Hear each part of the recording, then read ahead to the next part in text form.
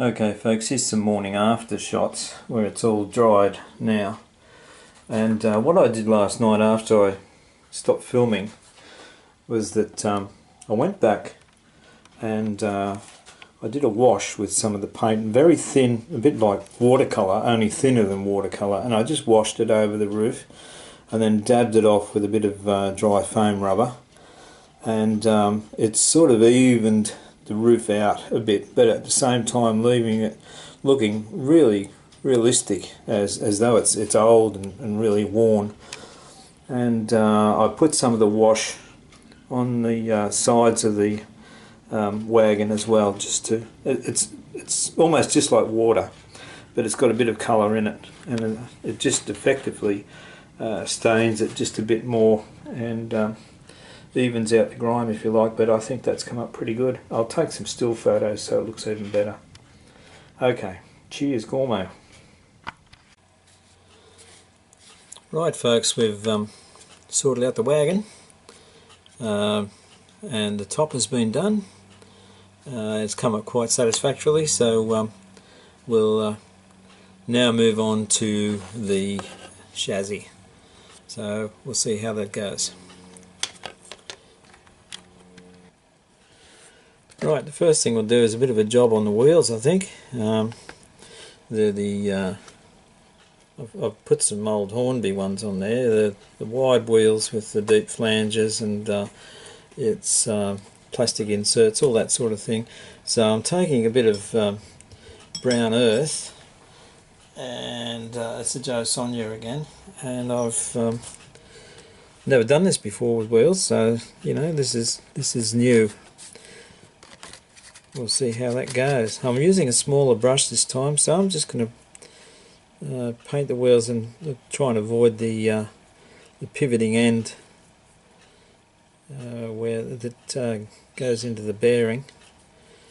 And I know painting wheels, that's stupid, isn't it? Because it'll wear off, but it'll only wear off where it's making contact with the rail, which is good. The rest of it should stay coloured, hopefully. So yeah, we'll get that on there. Looks a bit like old rust, I suppose, but we can do a bit of work on these wheels and get them looking pretty schmick, I hope. We'll see. And I think I'll do the backs as well. Fiddly little suckers they are. Do the backs. And because, you know, sometimes you can see under the wagons and you know, you just don't want to see it. I might even do this axle here just to follow the theme. And we're going to do the job. We might as well do the whole job. Now I'll just turn it around so I can hold it and do the other one. This is fairly easy, actually. I guess probably it would be better to spray them, but we're not doing spraying at this stage. We're trying out this method with brushes just to see how it goes. Now a bit on the back.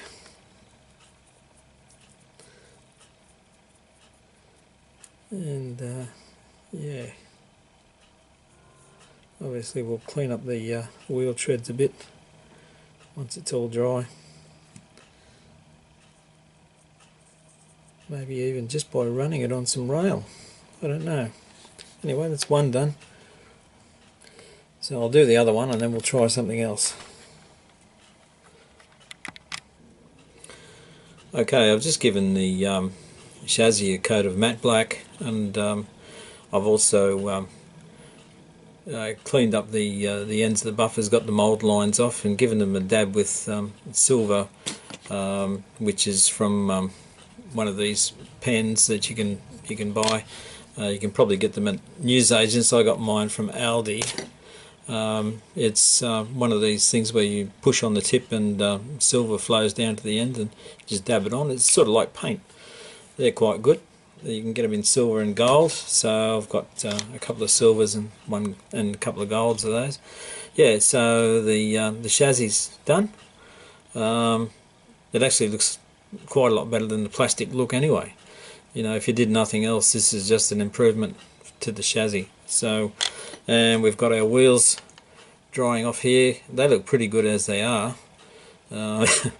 Pretty dirty. Obviously the treads have got to be cleaned up, but there you go. So now we might move on to dirtying up the chassis a bit. So we'll do a bit of work on that. Okay, to start dirtying up the chassis, I'll take some brown earth, and I'll use a small brush, but I'm leaving the brush very well. I'll actually put some water. Actually, I'll use the bigger brush to do the water. I'll put some water in the tray here, just coming off the brush, and I'll take some of the brown earth and move it into the water. So it's like a watercolor mix. It's very watery. And then we take the chassis and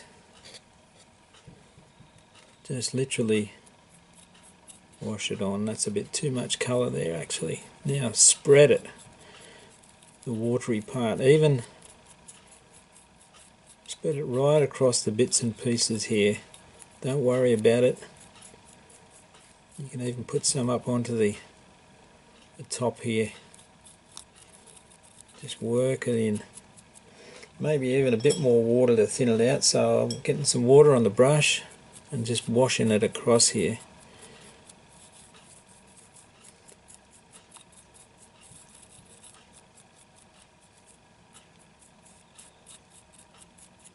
Just to muck it up a bit.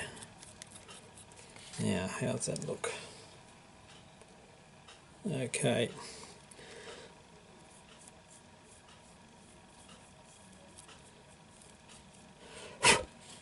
Right. It's a bit hard to see, I suppose, on the screen there, but that's the process anyway. So I'll go around and do the other side. Same method, just a very watery sort of mix, and just literally drag it all over it.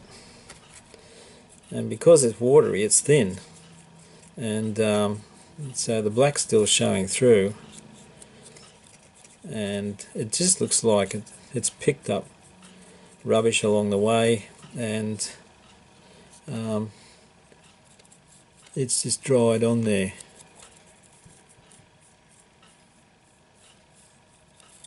Right. Now I should do something similar on the ends. Just carry the theme all the way around. So I'll wash it on the beam there, and we might even drag a little bit across the nice shiny buffers. Can't have them looking too good. See, it's just a hint on there, and already they've got that slightly dirty, rusty appearance. It's okay. And same on this end. Just a bit on the buffers, a bit on the beam, and generally around the joint here. Right. Now we'll have to let that dry, so then it won't take long. It won't take long at all. And then we'll come back to it with something else, probably a bit of rust, I suppose. Okay. Right, the chassis is dried off enough. It's only taken a few minutes. And what we'll do is add some gold oxide with the sponge this time. The same method as used before on the wagon top, and we'll try and put this on and simulate some rust, and wipe it off as we go.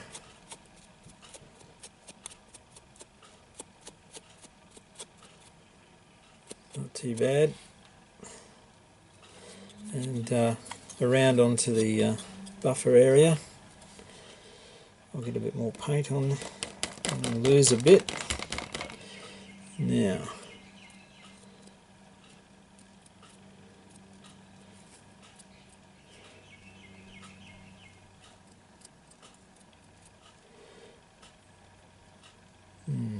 that's not too bad. Actually, I quite like that. And around the top here.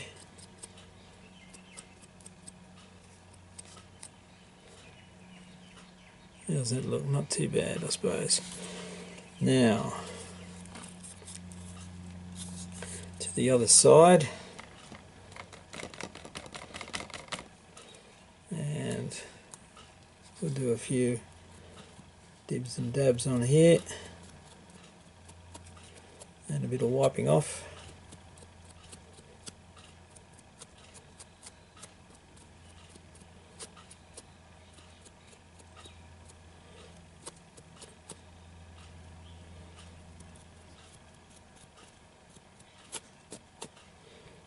That's not too bad. One set of buffers. Oh, we've got to do the other end. The other buffers. Yuck. Picked up a bit of black there. Now I'll just turn the sponge around a bit. Now, have I got enough to do it? Yep.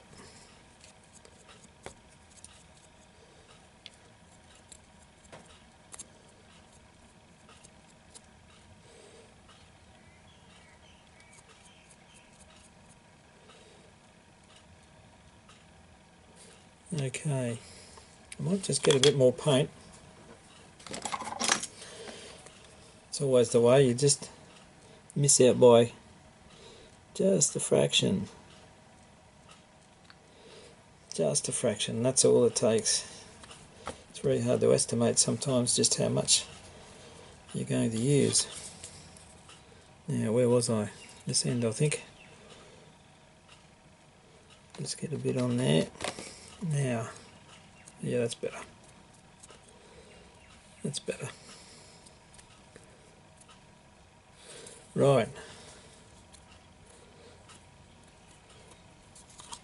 Now, I might just visit this side and put a couple more bits on there. And I think that'll do. Maybe one more there. One there. Yep, that'll do, I think.